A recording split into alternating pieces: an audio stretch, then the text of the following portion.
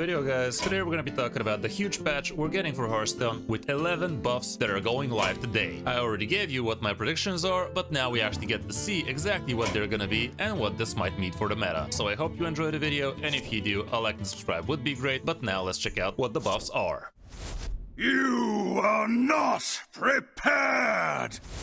Here's the full patch notes, and this time we do have Cardboard Golem in here, but let's dive in. Patch 34.2.2 launching today brings balance updates to Hearthstone and Battlegrounds along with some bug fixes. Hearthstone updates, dev comment. Well met, we've enjoyed seeing how you've been experimenting with new cards and archetypes since the last nerf patch shook up the meta. The standard metagame feels like it's in a good stable spot right now, which is exactly where we want it to be, heading into the World Championships and Winter Break. Rather than toppling the top decks, we're using this opportunity to give a few archetypes you've shown have potential some buffs. Take Aura Paladin for example. It's on the rise, so we're giving Cardboard Golem a boost to help it shine. You've shown a lot of creativity with Time Looper Toki, and we think there's more to explore, so we're making it easier to use and reuse and reuse. We've seen your discussions about a couple of strong decks making waves, namely Discover Hunter and Haggard the Shaman. While they're popular at certain ranks, our metrics show their power and patterns aren't at the level that calls for changes at this time. We'll keep a close eye on the meta and watch how things evolve leading up to our next balance patch in the new year. Thanks for playing, and we'll see you in the tavern. Personally, I do believe both Shaman and Hunter could have taken a little bit of a hit, but if the stats are statting, apparently they don't. Cardboard Golem is gonna be from a 4 mana 4/4 going down to a 3 mana 3/3, and honestly I'm kind of surprised about this one. Aura Paladin did look like a solid deck already, and people have been hitting legend left and right with it, with several iterations of it, some more greedier than others, but making Cardboard Golem a lot easier to use definitely is gonna be great, because on turn 4 you have plenty of things that are fighting for that spot, like Elise, like the weapon, the 4 mana aura. So Cardboard Golem going down to 3 definitely sounds great for the deck, and I believe this is gonna become a staple card in there, because getting yourself that one extra churn of aura activation could be absolutely huge. Moving down to the priest stuff, starting off with Divine Augur. She used to be a 5 mana 5/5, and now it's gonna be a 4 mana 4/5. Indeed, the Chillwind Yeti I predicted. And yeah, he is gonna be setting up half of every minion in your hand to the highest of the 2 stats.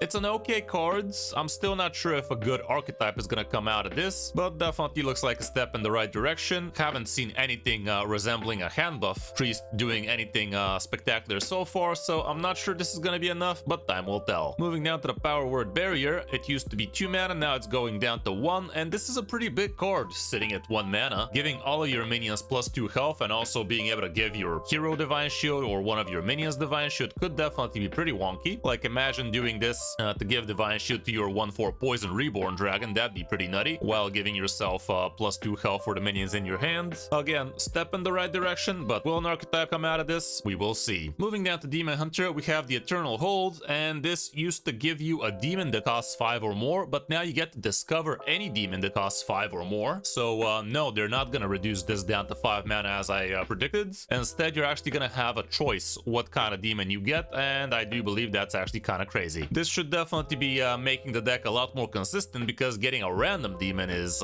not super amazing most of the time, but being able to discover at least one of those should be decently useful, so this might actually make the deck decently better. Comboed off with Solitude, which also is getting buffed from 2 mana to 3. What? It used to discover a minion, but now it discovers you 2 minions, so this is definitely a nice rebalance for the card, I do believe. Having a way to get yourself a couple of minions in hand definitely is much better, even though it's gonna cost you 1 extra mana, it's still only a single card, and straight out discounting them by 2, kinda great. Comboed off with all of the other cards no minion Demon Hunter has at their disposal, this might actually be pretty worth it. Next up we have Highborn Mentor, and it used to be 8 mana, now it's going down to 7, and I still believe this card is absolute dog water. Like, it is just way too expensive for what it does. You play a 7 mana do nothing, and then you pay 2 extra mana for a pupil that discovers a random spell again from the past, so you can actually cast it as a battle cry. I don't know, man, like, still feels a little bit on the wonky side. Sitting at 7 mana, way too expensive. Heck, even sitting at 6 mana might be a little bit too expensive if you ask me, but I guess they don't want to go ham on it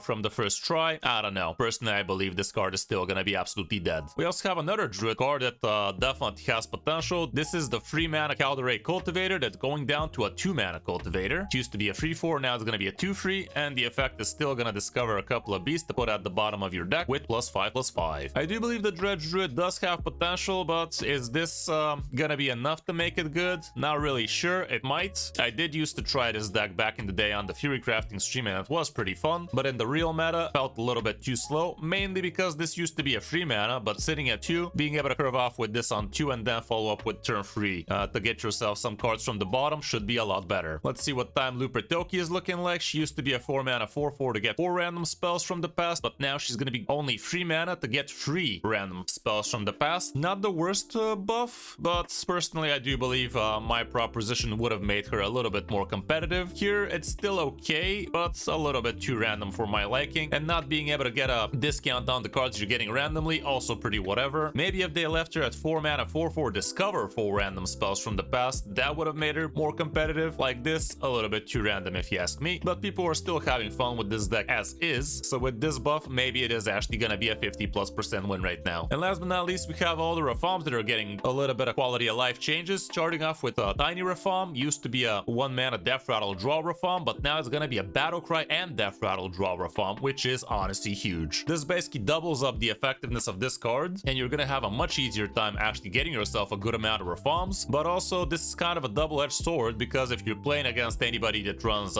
Dirty Rat, and I do believe if this deck gets more popular, Dirty Rat is gonna go rampant. This card basically kind of guarantees that the opponent is gonna be able to pull off a good Rafaam out of you. The thing about Dirty Ratting against Rafaam is you could actually get pretty fucked by it, because you could pull yourself a turn 2 10-10. And even though Rafaam is not gonna be able to kill you with the Rafaam win condition, they're still gonna kill you with a freaking big minion early on. So the thing about the Rafaam decks is the Rafaam package is very solid on its own, even without the win condition at the end. I see so many players just concede as soon as a Rafaam gets pulled, but no, the deck actually has some amazing synergies with all of its Rafaams, and you could straight out win through sheer tempo and aggression with it sometimes. But winning with the Rafaam effect at the end might not be super consistent, I can tell you that much. This definitely is a huge improvement to the deck, and I am excited to actually try the deck tonight, so be on the lookout for that one. We also have Green Rafaam from Time Thief Rafaam. It used to give +2 to Rafaams in your hand, and now it's going to be giving Rafaams in your hand and battlefield +2/+2. There's also a known issue apparently, he cannot give himself +2/+2 if you got somehow an extra copy of him. Personally, I thought this was going to be giving +2 to Rafaams in your hand and deck, which now that I think about it is a little bit too insane. This way I guess you could be buffing yourself some Rafaams on the board. Still not bad, you could actually explode with a bunch of extra stats out of nowhere this way, so not the worst, and still definitely a step in the right direction for this archetype to start seeing more play. And the last Rafaam on the list is the 5 mana 1, gain 5 armor if you control another Rafaam, gain 5 more, and now this changes to gain 5 armor if you're holding another Rafaam, gain 5 more. So no longer you're gonna have to worry about a Rafaam sticking on the board to gain a grand total of 10 armor. All you gotta do is have a second Rafaam in hand for this to actually work. Again, you're kind of gonna be telling the opponent that you have a Rafaam in hand, but to be fair, that was not really a secret most of the time. This should make the deck a little bit safer to play, and all around I think all 3 Rafaam buffs should make it at least a tier 2 deck this time for real, and I'll definitely give it a try tonight on stream as soon as the buffs all happen. We also have a bunch of Battleground updates this time, and for the first time ever I'm gonna cover all of them, but buckle up, it's quite the long one. So here we go. Yeah, I don't give a fuck. I really don't. Nah.